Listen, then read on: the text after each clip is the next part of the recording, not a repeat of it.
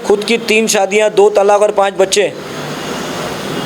और वो तो मैंने क्या बोला, ये लोग वही करते हैं, अपनी चादर के अंदर जो है ना दूसरों के पाप को ढकेल करके चादर को खोल देते हैं, ऐसा पलटी मार देते हैं, यानी अपने पाप को छुपा देते हैं और दूसरों की चीज़ें दिखाने लगते हैं, जबकि वो 100% सच भी नहीं होती, लेकिन प्रोपेगेंडा के तहत उसको सच बनाया जाता है, लोगों के दिमाग में एक ब्रेन वॉश किया जाता है, हैमर किया जाता है। 20 करोड़ मुसलमान, 12 बच्चे पैदा करने वाले 20 करोड़ आपको लगता है हो सकते हैं? 120 करोड़ नॉन मुस्लिम, जिसमें हमारे सिख भाई भी है, हमारे जैन भाई भी है, क्रिश्चियन भाई भी है, सभी धर्म के लोग हैं। तो सिर्फ मुसलमानों का ही ताना देना, और प्रॉब्लम क्या है, एक तरफ प्रॉब्लम है और एक तरफ एडवांटेज है। प्रॉब्लम सियासी पार्टियों को है कि वो एक विशेष धर्म के साथ में किसी भी तरीके से खिलवाड़ करके अपनी सीट को हमेशा बचाए रखें, और एक तरफ एडवांटेज ये है कि उस सियासी पार्टी को फॉलो करने वाले इस चीज़ का एडवांटेज लेते हैं और मुसलमानों के नाम की रोटियां अपने तावे पे सेकते हैं। मुंबई टीवी, हर खबर सच के साथ। मैं हूं अफजल शेख और आप देख रहे हैं मुंबई टीवी। इस्लाम विरोधी फिल्म हमारे 12, ये अब लगातार विवाद इसका बढ़ रहा है, लेकिन उसके बावजूद जो सेंसर बोर्ड है वो इस पर प्रतिबंध लगाने की बजाय जो है वो विरोध को बढ़ाए जा रहे हैं। अब इसका कारण अलग अलग भी हो सकता है कि फ़िल्म को बायकॉट करके उसका प्रचार किया जाए और उसके बाद फ़िल्म जो है मोटी कमाई करे, जैसे केरला फाइल्स ने की थी। अब यही सब चीज़ों को लेकर हमारे साथ जुनैद अंसारी मौजूद है, समाज सेवक है, और इनकी क्या राय है इस मूवी का। इन्होंने ट्रेलर देखा तो इस बारे में इनसे ही जानेंगे कि ये ट्रेलर देखने के बाद आखिर ये जो फिल्म में पूरी चीज़ों को दर्शाया गया है वो किस हद तक सही है, या ये ट्रेलर को देखने के बाद इनका नज़रिया क्या है। तो जुनैद अंसारी जी, जिस तरीके से आपने ये ट्रेलर देखा, ये ट्रेलर देखने के बाद क्या थिंक आया? देखिए, ट्रेलर से तो पूरी मूवी समझ में किसी को नहीं आएगी, मगर ये है कि उन्होंने जो वो बीज बता दिया है कि बीज जो है वो नफ़रत का है, तो पूरा पेड़ जब पैदा होगा और बड़ा होगा ना, तो वो उसमें नफ़रत के फल ही निकलेंगे। यानी कि जो ट्रेलर उन्होंने बताया ना, वो ट्रेलर में उन्होंने ये एक टीआरपी का तरीका होता है, मार्केटिंग का आइडिया होता है कि किसी भी तरीके से कुछ शोशा छोड़ दिया जाए और मूवी को जो ना वक्त से पहले ही जो ना हाइप मिल जाए। तो ये मैं समझता हूँ कि ये बहुत तुच्छी सी हरकत है, बहुत सस्ती टीआरपी है। और उसमें एक हदीस जो कोट की गई है कि आपकी बीवी जो है वो आपकी खेती की मानिंद है और आप चाहें अपनी खेती से जिस तरह से गुजरें, इसको किस कॉन्टेक्स्ट में कहा गया है वो नहीं बताया उन्होंने। मैं पहले बताऊंगा कि वो हदीस का जो एक्चुअल में मफ़हूम क्या है, मतलब उसका जो मीनिंग क्या है। मैंने, हमारे एक दोस्त है वो आलिम है, मैंने उनसे पूछा और स्कूल में भी हमको हमारे टीचर ने बताया था। बहरहाल अल्हम्दुलिल्लाह हमको तो इतनी खुशी है कि हमें पढ़ने की इजाज़त है, हम कुरान पढ़ सकते हैं, हम हदीस पढ़ सकते हैं, हमें किसी किस्म की रोक टोक नहीं है। हमें ये नहीं कहा गया कि तुम मनुस्मृति छू नहीं सकते, तुम गीता छू नहीं सकते, तुम्हारी ये जात छोटी है, तुम नीचे हो, तुम ऊँचे हो। तो हमें तो बहुत फ़ख्र है कि हमको पढ़ने को कहा गया है, इसीलिए हम जवाब दे सकते हैं। देखिए कैसा है अफजल भाई कि फ़र्ज़ कर लीजिए कि कोई बंदे की शादी होती है और वो गांव के मुखिया के पास आता है और इससे मशवरा लेता है कि मेरी नई नई शादी हुई है और मैं अपनी बीवी को कैसे रखूं, मेरे हुकूक क्या है, उसके हुकूक क्या है, मैं किस तरीके से उसको संभालूं, मैं इस परिवार को कैसे लेके चलूं। और मुखिया उसकी खेती की तरफ उसको इशारा कहता है कि ये क्या है, तो जाहिर सी बात है वो बोलेगा ये मेरी खेती है, तो कहेंगे कि ये अपनी बीवी को इसकी तरह रखा। तो अब कोई भी किसान वो बखूबी जानता है कि उसको खेती को कैसे रखना है। वो अपनी खेती को बहुत संजो के रखेगा, सरसब्ज़ व शादाब रखेगा, उसका ख्याल रखेगा, उसको बांझ होने से बचाएगा, बंजर होने से बचाएगा। बिल्कुल उसी तरीके से आपको अपनी बीवी को रखना है।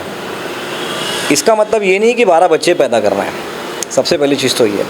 दूसरी चीज़ ये कि बच्चों का होना नहीं होना और ये सिर्फ मुसलमानों पर थोप देना कि ये बच्चे हो रहे हैं, ये सबसे ज़्यादा बच्चे पैदा करते हैं। मुझे तो आज तक समझ में नहीं आया कि भारत के इतिहास में जब पार्टीशन को हम छोड़ दें अगर, तो 1947 के बाद जब ये पार्टीशन हुआ, मैं तो यही कहूँगा गद्दार चले गए, वफ़ादार रह गए। लेकिन उससे लेकर आज तक के 70 साल का जो हवाला दिया जाता है, 20 करोड़ मुसलमान, 12 बच्चे पैदा करने वाले 20 करोड़ आपको लगता है हो सकते हैं? 120 करोड़ नॉन मुस्लिम, जिसमें हमारे सिख भाई भी है, हमारे जैन भाई भी है, क्रिश्चियन भाई भी है, सभी धर्म के लोग हैं। तो सिर्फ मुसलमानों का ही ताना देना, और प्रॉब्लम क्या है, एक तरफ प्रॉब्लम है और एक तरफ एडवांटेज है। प्रॉब्लम सियासी पार्टियों को है कि वो एक विशेष धर्म के साथ में किसी भी तरीके से खिलवाड़ करके अपनी सीट को हमेशा बचाए रखें, और एक तरफ एडवांटेज ये है कि उस सियासी पार्टी को फॉलो करने वाले इस चीज़ का एडवांटेज लेते हैं और मुसलमानों के नाम की रोटियां अपने दावे पे सेकते हैं। मैं मनुस्मृति का हवाला दूंगा आपको कि चैप्टर 9 वर्स 33, जिसमें बिल्कुल साफ तौर पे लिखा गया है कि बीवी को जो है वो आपकी ज़मीन के मानिंद समझो और शौहर उस ज़मीन का बीज है। ये मैं नहीं बोल रहा हूँ, ये मनुस्मृति बोल रही है। और चाहे तो मैं आपको आपके चैनल पे दिखा सकता हूँ। Verse 33, by the secret edition the woman is declared to be the soil, the man is declared to be the seed, the production of all corporal beings take place, sorry हंसी आ रही है, through the union of the soil with the seed. इसका मतलब क्या है कि कई मामलों में वो प्रतिष्ठित हो जाते हैं। अब आप बताइए कि खेत में जो है बीज, शौहर को बीज का मानिंद कहा गया है, तो खेत में बीज एक पड़ती है, दो पड़ती है, हज़ारों पड़ती है।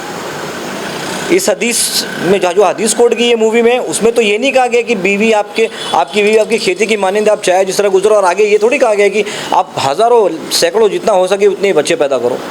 हदीस को समझाने का कॉन्टेक्स्ट ये था कि जितना अपनी खेती को संभालते हो, जिस तरीके से उसको संजोते हो उस तरीके से। लेकिन अगर मैं मनुस्मृति को पकड़ूँ तो फिर मैं तो ये, अगर अपने मतलब कुछ भी फ़ायदा उठाना हो, गलत इस्तेमाल करना हो, प्रोपेगेंडा करना हो, तो मैं तो कहूँगा कि भाई तो हज़ारों की तादाद में बीज डालने को कहा गया है, तो ज़्यादा बेहतर कौन है फिर, और ज़्यादा गलत कहाँ कहा गया है। बिल्कुल गलत और सही का मामला ही नहीं है, एकदम सिंपल कहूँगा, कोई भी धर्म सिखाता ही नहीं है कि आप गलत करो। हम सबसे यही दरख्वास्त करते हैं कि भाई आप कम से कम मनुस्मृति पढ़ो, वेद व्यास पढ़ो, यजुर्वेद पढ़ो, ऋग्वेद पढ़ो, सामवेद पढ़ो, आपको पता चलेगा कि क्या है। हर मामले में ये आज तक आप ये रिकॉर्ड है, मैं आपको बता दूं, जितना इन्होंने मुसलमानों के मज़हब को लेकर के इल्ज़ाम लगाया है कि नौज़ बिल्ला माँ आयशा के ख़िलाफ़ 9 बरस की उम्र, मैं ये कहूँ कि माँ सीता देवी की जो उम्र थी वो 6 बरस थी, लेकिन मुसलमान तो नहीं कहता है। मुसलमान ने तो कभी किसी के इस तरीके का मुसलमान कोई बवाल कर ही नहीं रहा, 70 साल से आज तक नहीं किया है। मुसलमान ने कभी मनुस्मृति को टारगेट नहीं किया है, मुसलमान ने कभी रामायण को टारगेट नहीं किया है। उल्टा जब रामायण आती थी उस वक्त, आप तो उस वक्त शायद बहुत छोटे होंगे, हमको याद है कि हमारा भी पूरा घर जो है ना, हम उस वक्त टीवियाँ बहुत कम होती थी लोगों के घर में, तो हम दूसरों के घर में जा कर के एक भीड़ की शक्ल में रामायण देखते थे लोग। कोई भारत का कोई ऐसा घर नहीं बचा था जहाँ रामायण देखा नहीं गया हो, या कोई उस वक्त का शख्स ऐसा नहीं जिसने रामायण ना देखी हो।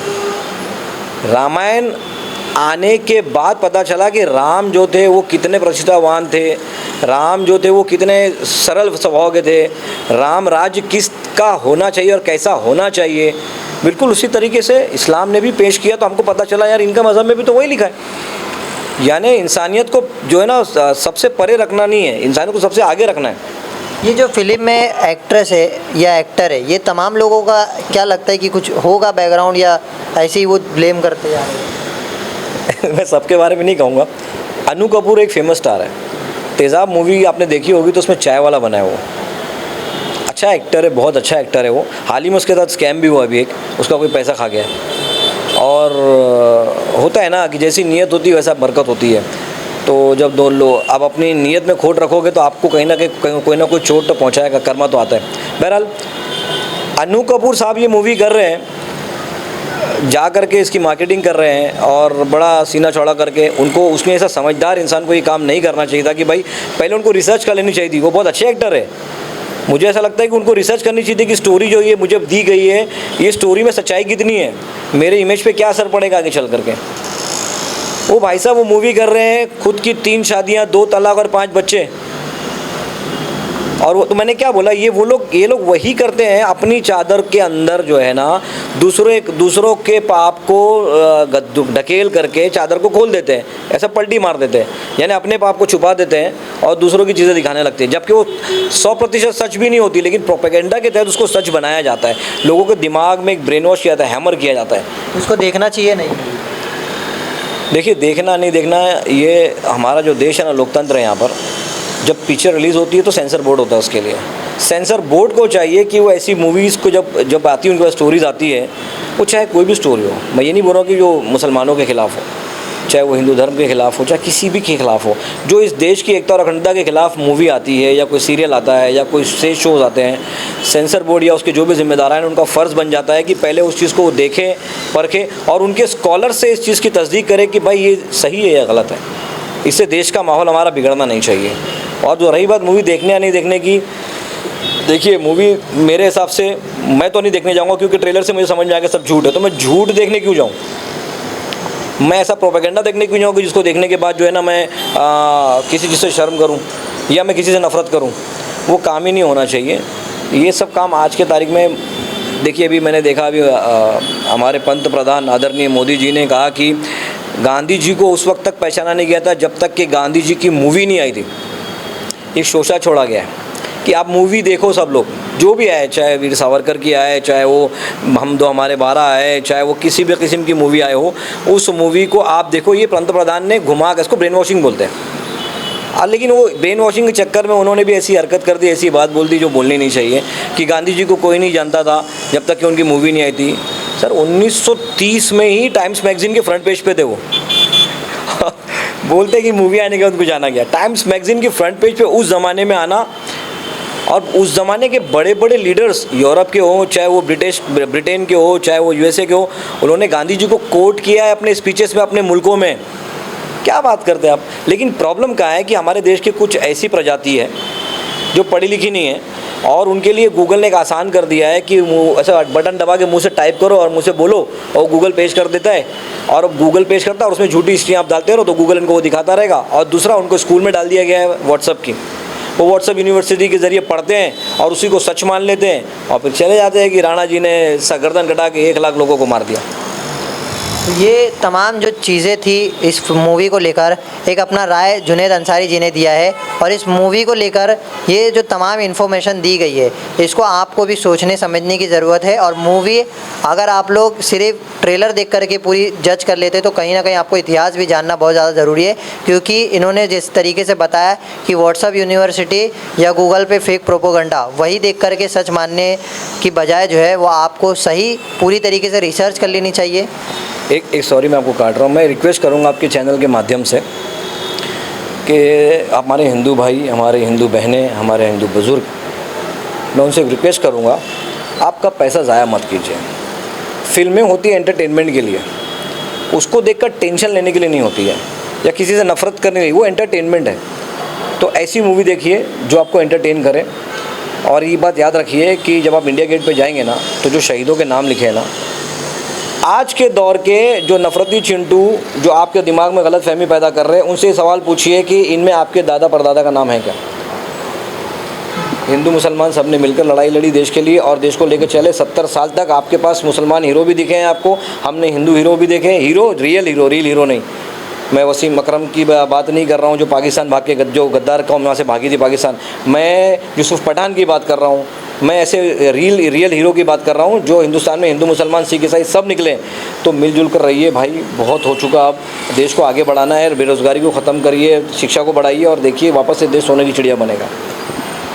तो अब ये देखना है कि ये जो मूवी है 7 जून को रिलीज़ होने वाली है, ये तय करेगा कि ये मूवी रिलीज़ होती है नहीं, या ये विवाद के कारण ये मूवी को रिलीज़ कर करोड़ों लाखों रुपए जनता की भावनाओं के साथ खिलवाड़ करके और तमाम लोगों के साथ धोखा करके ये मूवी को रिलीज़ किया जाता है। अब ये जुनैद अंसारी जी ने जिस तरीके से अपनी बातों में रखा है, ये आपको ही डिसाइड करना है।